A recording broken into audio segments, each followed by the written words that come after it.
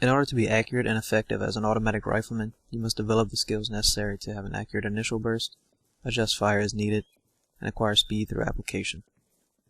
I've adapted the 4 basic fundamentals of marksmanship for the purposes of armor. Steady position.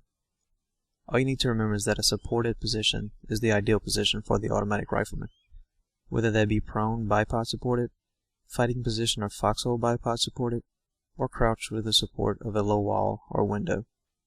The prone unsupported position is also stable, but not quite as stable as the supported position. Aim. Armor takes care of sight alignment and eye focus when you ADS or aim down sights. All that's left is ensuring that the front sight post is at the center base of your target. Breath control. By holding down the right mouse button, you are able to hold your breath and steady the weapon. Trigger control. By saying squeeze release to yourself, you're able to maintain a constant 3 to 5 round burst. I briefly discussed fighting positions with the 4 basic fundamentals and will now show you a few of them. As you can see here, by pressing Shift plus Spacebar, you will deploy your bipod. This is the most stable position to fire from. There is 0 weapon sway while being supported by the bipod. A drawback to this position is the slow speed at which you can traverse from left to right. One way to adjust this is to simply shift your body left or right, and that will cause the weapon to no longer be supported by the bipod, which then puts you in the prone unsupported position. You will now have more speed to traverse and search over different target areas. Next we have the crouched position supported by a low wall. This position gives you stability while also providing you with the ability to quickly relocate if the need arises. Here's an example of weapon sway and recoil associated with the crouched unsupported position.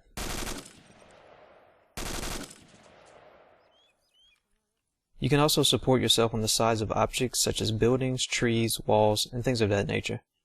This can be accomplished in the standing or crouched position.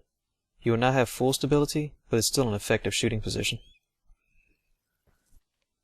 We will now discuss target leading and the different ways in which you can lead a target. In this picture, you can see that at 300 meters of vehicle traveling at roughly 15 miles per hour will require about a half target length lead. Although you will never see ground personnel running at 15 miles per hour, the same rule applies. For ground personnel at 600 meters or greater, I like to give a lead of 1 to 1.5 target length. For targets moving to and away, you will have to aim low and high respectively. Your aim point for targets moving towards your position should be around the middle of the lower body, about the knee area, while your aim point for targets moving away should be high on the center mass, or the scapula area. Now that you have a rough estimate of how much lead you will need, let's go over a couple of techniques. First one is tracking. Here you will actually track a target with the appropriate lead until you are cleared to fire, or if you are already cleared to fire, then you have a good line of sight on the target. This also gives you time to spot assets and choose the most appropriate target. Next we have the trapping technique. Once you've established the general direction of travel for your target, you pick a spot slightly ahead of his path. From there, you will engage the target once he has approached the appropriate point in regards to the lead.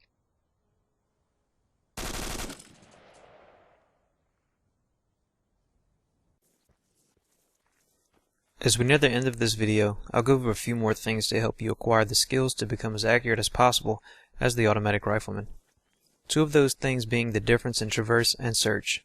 Sometimes a squad leader, fire team leader, or assistant gunner may call for traversing or searching fire, and it's a good idea to know the difference. In their simplest form, traversing is slight changes in the horizontal direction of fire, such as along a tree line. Searching is slight changes in vertical direction to distribute fire in depth, such as down a road.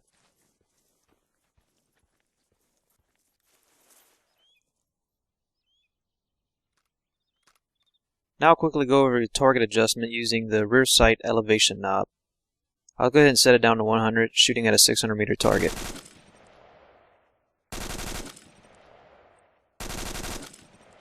As you can see, my rounds are falling short, so what I'll do is go ahead and hit page up or page down depending to set the elevation adjustment.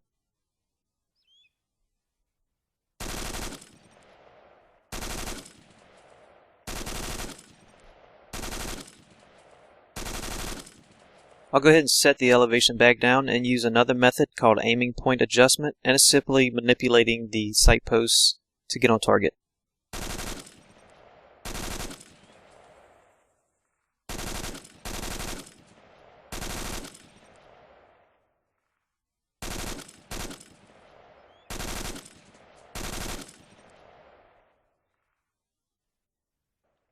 I'll quickly cover wind adjustments. The physics aren't really there in Orma like they are in real life, but wind does have an effect on your bullet trajectory. If you hit Shift K, you can get a general wind direction, wind speed, and from there you can make adjustments with your sight post and go ahead and send some rounds downrange.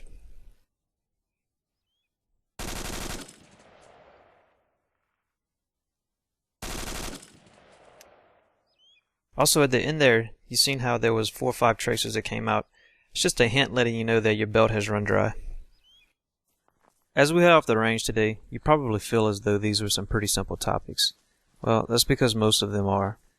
Your squad leader, fire team leader, and sometimes assistant gunners will be the ones giving you directions for the employment of your weapon.